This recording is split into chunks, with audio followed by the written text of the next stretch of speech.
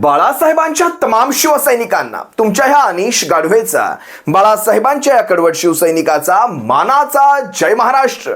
शिवसैनिकांनो, अजूनही शिवसेना एक वादळ या आपल्या हक्काच्या माध्यमाला सबस्क्राइब करायचं राहून गेलं असेल, अजूनही सबस्क्राइब केला नसाल तर तुम्हा सर्व शिवसैनिकांना पुन्हा एकदा कळकळीची विनंती, आता ताबडतोब शिवसेना एक वादळ आपण सर्वांनी लाखोंच्या संख्येने सबस्क्राइब ठेवा। उभ्या महाराष्ट्राच्या कानाकोपऱ्यात शिवसेनेच्या ज्वलंत विचारांना पोहोचवणाऱ्या या माध्यमाला आपण सर्वांनी मिळून मोठं करा ही नम्र विनंती करतो।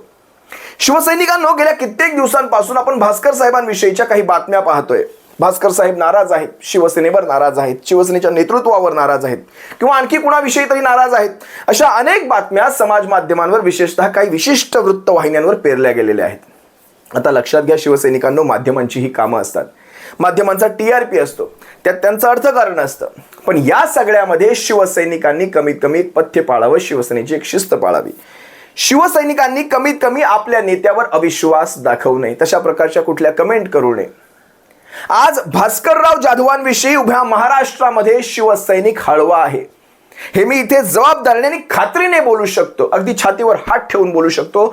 भास्करराव जाधव शिवसेनेच्या काही मोजक्या नेत्यांमध्ये या नेत्याविषयी, महाराष्ट्र या नेत्याविषयी हळवा आहे। भास्कररावांचं एक एक कमेंट, भास्कररावांची एक एक प्रतिक्रिया महाराष्ट्रातल्या शिवसैनिकांसाठी फार महत्त्वाची असते।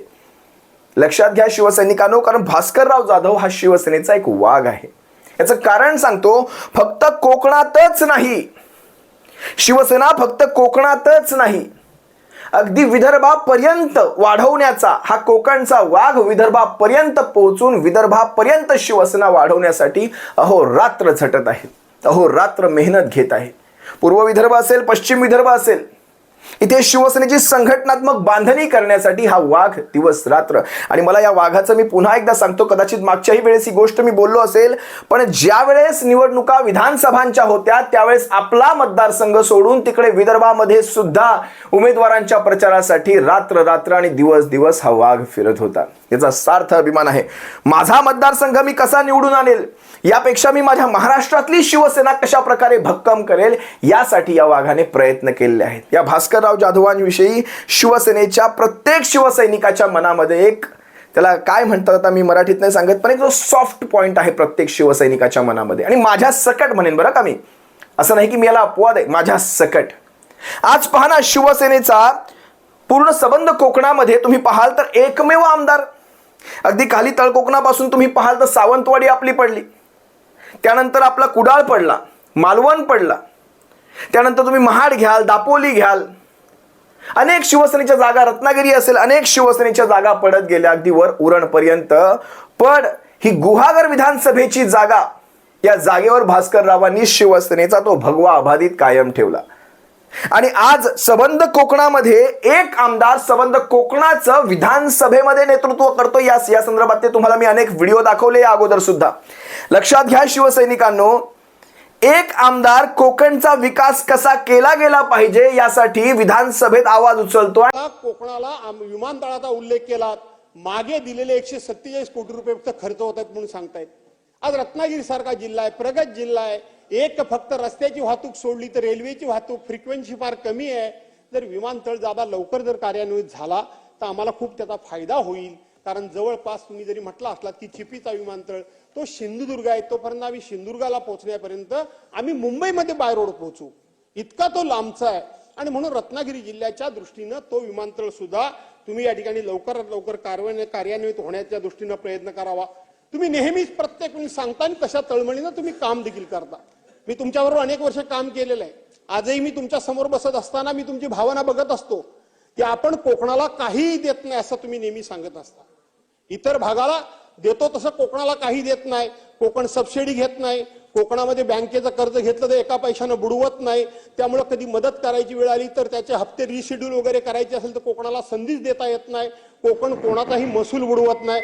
पण दादा, 3 गोष्टी करता मी सभागृहामध्ये 10 वर्ष, सरकार कोणाचाही असू दे, माझी भावना कधी बदलत नाही, माझे विचार कधी बदलत नाही, मी 10 वर्ष 3 गोष्टींकरता तुमच्याकडे प्रामाणिकपणे हट्ट धरतोय की कोकणाची आर्थिक वृद्धिकरण जर करायचं असेल, कोकणाचं अर्थकारण जर सुधारायचं असेल तर पर्यटन, मत्स्य आणि त्या ठिकाणी फळबागा, या 3 गोष्टींकरता तुम्ही दादा कधीतरी स्पेशल पॅकेज द्या।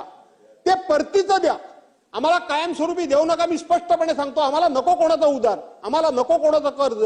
आम्हाला 5 वर्षाकरता तुम्ही 20,000 कोटी रुपये, जे आमचं इन्फ्रास्ट्रक्चर तयार करायचं आहे, ज्या आम्हाला मूलभूत सोयी सुविधा करायच्या आहेत, त्याच्याकरता 20,000 कोटी रुपये आज 10 वर्षे मी मागतोय. 20,000 आणि ते परत बोलीवर घ्या, परत फेडीवर घ्या. कारण आमचा कोकण म्हणजे डॉलर भूमी आहे. आज मासे आम्ही परदेशामध्ये पाठवतो, आपल्याला डॉलरच्या रूपानं करन्सी आपल्या देशाला आणण्याचं काम आमचा कोकण करतो. आज आंबा आम्ही बाहेर पाठवतो, डॉलरच्या रूपानं आम्ही तुम्हाला करन्सी देशाला देण्याचं काम आम्ही करतो. आज पर्यटक या ठिकाणी महाराष्ट्रामध्ये येतात, ते कोकणामध्ये मोठ्या प्रमाणात येतात. ते पर्यटनाच्या माध्यमातून डॉलर आम्ही देण्याचं काम तुम्हाला करतो, करन्सी देण्याचं आम्ही तुम्हाला काम करतो. प्रत्यक्षपणे ही डॉलर, कोकण म्हणजे माझा डॉलर भूमी आहे. पण आमच्या राजकीय अभिनिवेशामुळे असेल किंवा आमच्या काही चुकींच्या भूमिकेमुळे असेल, हा कोकण मागे राहिलाय, हे तुम्हालाही मान्य करावं लागेल.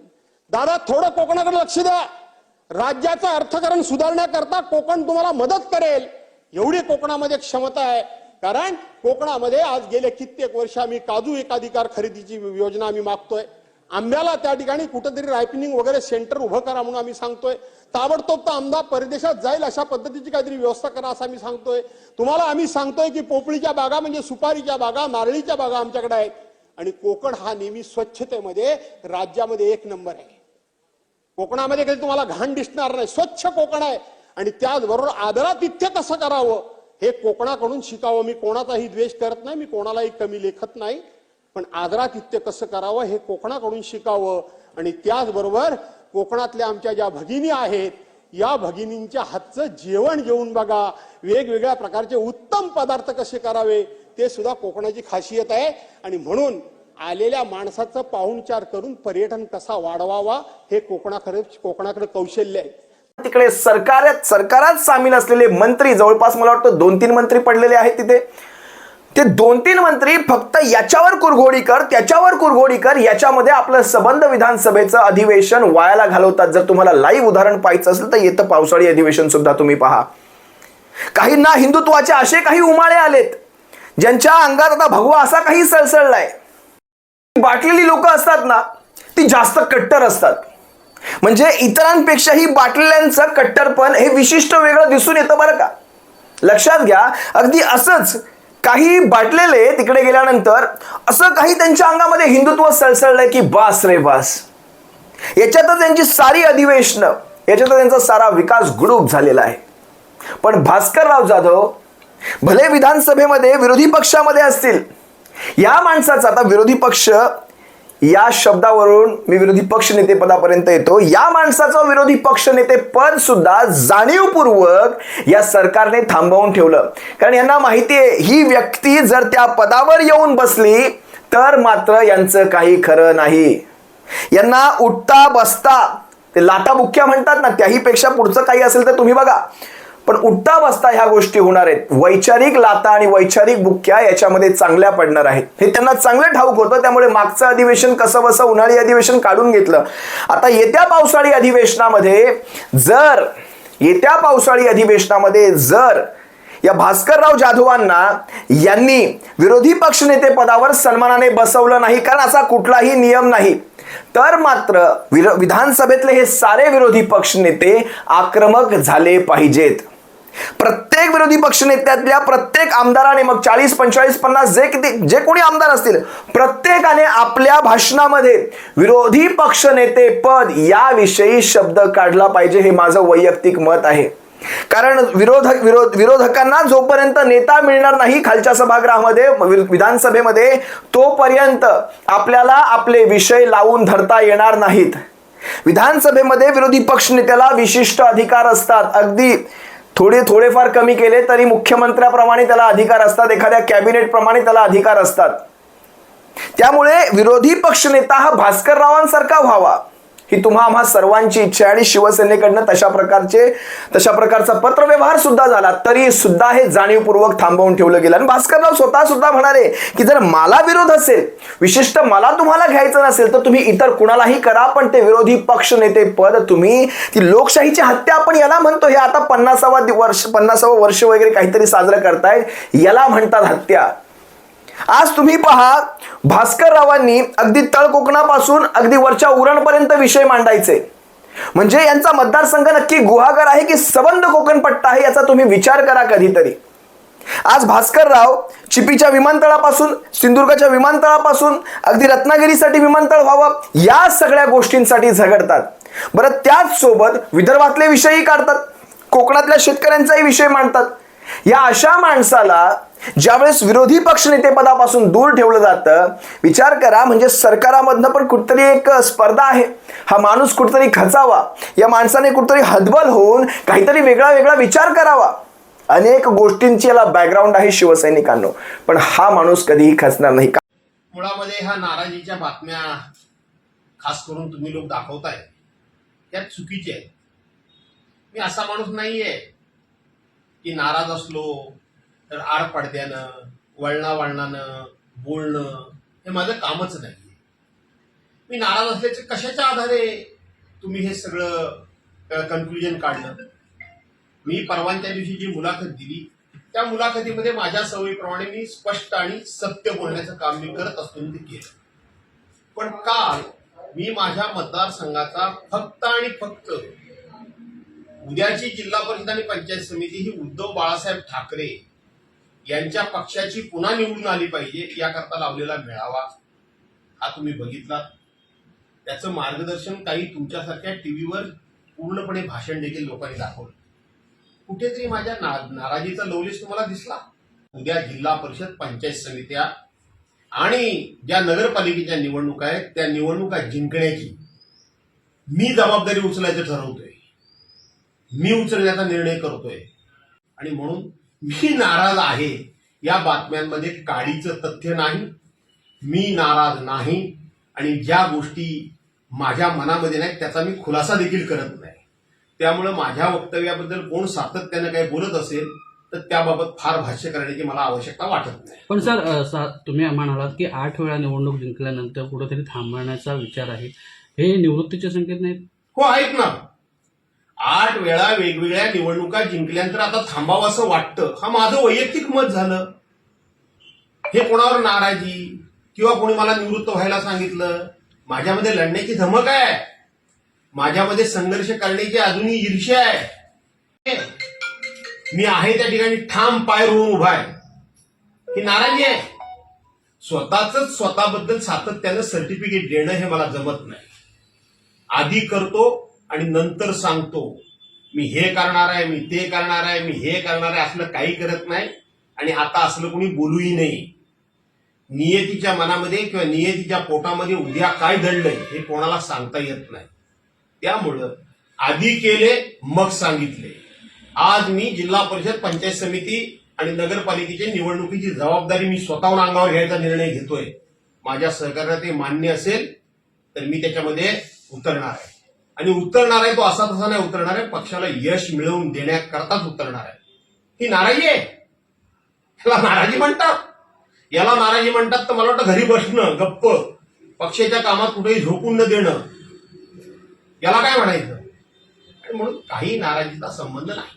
कालच्या तुमच्या स्टेटमेंटनंतर तुम्हाला खरंच उद्धव ठाकरे यांच्याकडून भेटीसाठी निमंत्रण आलं आहे का किंवा निरोप आला आहे का? तुम्हाला मी सांगू का, सगळ्याच गोष्टी या पुन्हा पुन्हा सांगायच्या नसतात. माननीय उद्धव साहेबांना भेटण्याकरता मला कधीही अपॉइंटमेंट घ्यावी लागत नाही.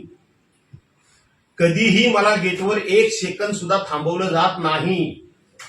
माझी गाडी बघितल्यानंतर सिक्युरिटीचे सगळे ऑफिसर, सगळे गार्ड मला पूर्णपणे ओळखतात आणि 1 सेकंद सुद्धा माझी गाडी तिथं न थांबता माझी डायरेक्ट गाडी आतमध्ये पाठवली जाते. पण मी माझी शिस्त सोडत नाही. मी गेटवर उभा राहतो, मला चेक करा म्हणून सांगतो. का तर माझ्या नेत्याची सुरक्षा मलाच महत्वाची आहे आणि मी ती बाळगली पाहिजे, मी राखली पाहिजे.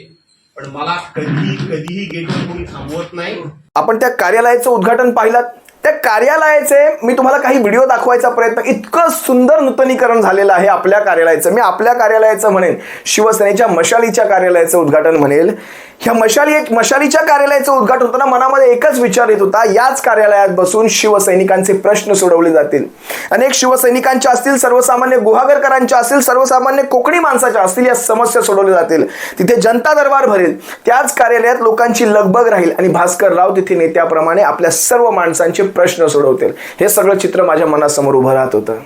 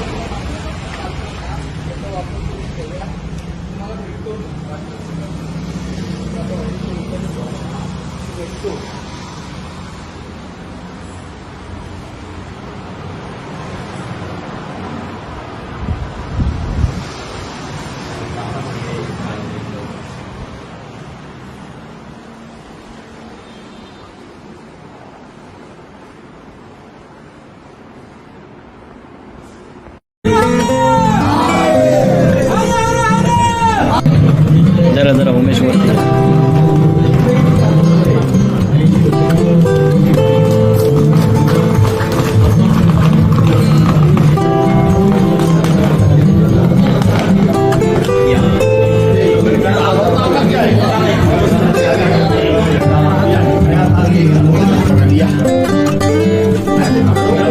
हो येते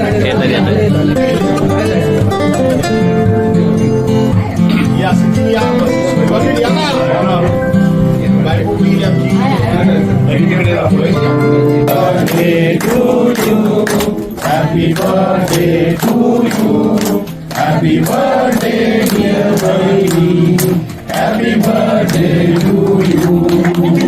बार बार दिल ये आए, बार बार दिल ये गाए, तुम जियो हजारों साल मेरी है। Happy birthday to you. Happy birthday to you. Happy birthday to you. Happy birthday to you. धन्यवाद. भास्कररावांविषयी माझ्या मनात एक विशेष आणि वेगळा आदर आहे शिवसैनिकांना. कारण लक्षात घ्या, हे मला सगळ्यात प्रथम त्यांनी विधानसभेत केलेलं म्हणजे 2022च्या त्या गद्दारीनंतर बंडाळीनंतर सगळ्यात पहिलं भाषण ज्यावेळेस त्यांचं झालं होतं महाराष्ट्राच्या विधानसभेत, त्यावेळेस त्यांचा तो शब्द मला आजही आठवतो, रक्त सांडेल ते शिवसैनिकांचं, तुमचं आमचं रक्त सांडेल. याच्यात भलत्यांचा फायदा होऊन जाईल, कमळीचा फायदा होईल, पण रक्त तुमचं आमचं सांडेल, आपल्या शिवसैनिकांचं सांडेल. हा शब्द माझ्या काळजाला विशेष घर करून गेला होता त्यावेळेस. मला आजही भास्कर साहेबांविषयी का ममत्व वाटतं मला माहीत नाही, पण हा व्यक्ती हा सच्च आहे. आजही त्यांचे व्हॉट्सअपचे स्टेटस पाहून मीडियामध्ये परत बातम्यांना उधाण आलं की ते दिव्याला तेव्हाच घी घालावं ज्यावेळेस तो जळत असतो, विझल्यानंतर घी घालून उपयोग नाही. या गोष्टींचे अनेक मतितार्थ लागतात शिवसैनिकांनो, अनेक मतितार्थ. जो तुम्ही लावाल तसा त्याचा अर्थ लागतो. दिव्याला जळत असेल तेव्हाच घी घालून. आता या सगळ्यामध्ये मी काही याच्यावर कुठलीही राजकीय प्रतिक्रिया देणार नाही, लक्षात घ्या. कारण हा विषय हा भावनेचा विषय आहे, हा कुठल्याही राजकारणाचा विषय नाही. हा कुठला संदेश असेल, हा काय असेल, हे ज्याने त्याने आपापलं ठरवावं. पण हा व्यक्ती सच्चा आहे. हा व्यक्ती कालही म्हणतोय मला या माझ्या कोकणामध्ये जिल्हा परिषद असतील, स्थानिक स्वराज्य संस्था असेल, ती ग्रामपंचायती असतील, नगरपंचायती असतील, या सगळ्यांवर शिवसेनेचा भगवा कसा अबाधित राहील याची मला काळजी घ्यायची. आणि माझ्या नेतृत्वाने जर मला या सगळ्या संध्या दिल्या तर मी या कोकणामध्ये सबंध शिवसेना शिवसेना आणि शिवसेना करण्यासाठी कटिबद्ध राहील. हे माझ्या या नेत्याचं विधान आहे. असो भास्करराव, आपण काही दिवसांपूर्वी एक निवृत्तीचा संदेश देत होतात.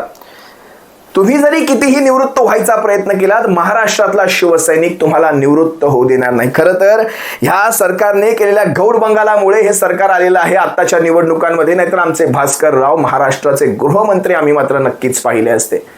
महाराष्ट्रातला शिवसैनिक बसला असता रस्त्यावर जर आमच्या भास्कररावांकडे गृहमंत्री पद नसतं तर.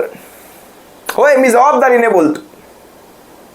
आज आमचे भास्करराव गृहमंत्री नक्की असते तिथे. या महाराष्ट्रातली कायदा सुव्यवस्था अगदी बरोबर त्या, कारण जवळपास 40-45 वर्षांचा तो संसदीय कामकाजाचा अनुभव आहे गाठीशी. अनेक पदांवर कामं केलेली आहेत.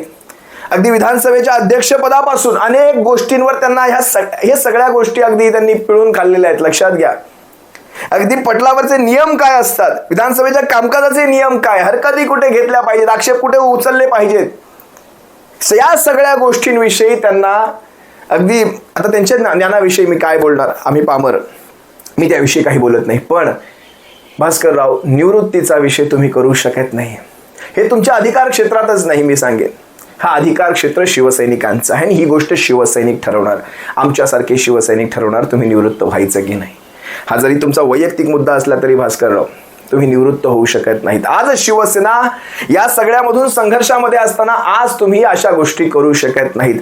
ते मला नटसम्राट चित्रपटातला तो डायलॉग आठवतो. सरकार, ते आपल्या पत्नीविषयी म्हणत असतात नाना पाटेकर, सरकार दुनिया बैमान झाली तरी चालेल, दुनिया बैमान झाली तरी चालेल, पण सरकार तुम्हाला तो अधिकार नाही. अगदी असंच भास्करराव, आम्ही तुम्हाला सांगतो साहेब, दुनिया बैमान झाली तरी चालेल पण तुम्हाला तो अधिकार नाही. याच्यात सारं काही आलं शिवसैनिकांनो. माझ्या भावनाही आल्या, तुमच्या सर्वांच्याही भावना आल्या. भास्करराव शिवसेनेत कायम आहे. तुम्ही याचा कुठेही कुठला वाकडा अर्थ लावू नका शिवसैनिकांनो. तुम्ही तुमच्या मनामध्ये ती तुमची घालमेल चाललेली आहे, मी समजू शकतो. पण ह्या गोष्टी आणि ह्या गोष्टींचा थेट असा अर्थ लावू नका. भास्करराव हे शिवसेनेचे निष्ठावंत मावळे आहेत आणि ते शिवसेनेसाठी आजन्म झटणार, शिवसेनेच्या भल्यासाठी आजन्म झटणार. ही मात्र तुम्हाला या क्षणी मी ग्वाही देतो आणि तुम्हा सर्वांची रजा घेतो. सप्रेम जय महाराष्ट्र शिवसेना.